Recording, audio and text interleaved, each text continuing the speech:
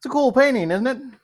It's about Jesus rescuing Peter from the water there. Jesus is walking on the water. He invites Peter to walk on the water. Peter says, "Oh, maybe I can try this." And then he has all this kind of doubt. He looks around him. He doubts the world. He doubts himself. He even doubts his faith in Jesus at the time, because if he did have faith in Jesus, he'd be able to walk in the water. His faith is questioned and his faith fails at that moment. Jesus doesn't chastise him. He just reaches down and lifts him up, and I believe gives a smile and says, "You have little faith." Then, later on, Jesus instructs people to love their neighbor as they would want to be loved. This is a shining example of what that's supposed to look like. You see, this is a flawed person here. This is a person that has had many times that he's put his foot in his mouth and all kinds of stuff like that. The disciples were not perfect people, and yet Jesus lifted them up whenever they fell down.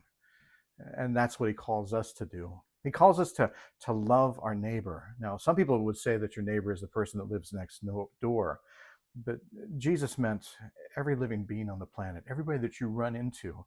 He said, love your neighbor. He said, love your enemy. He said, love the world and the people in it the way that you would want to be loved. It's a call for empathy.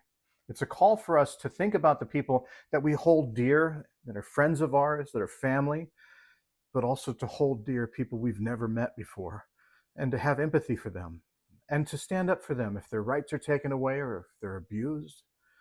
It's all about being Christ-like, and it's all about not judging a person by their actions of what their resume looks like or how much faith you think that they have. It really is just about helping people up when they fall. Isn't that the way that you would want to be treated?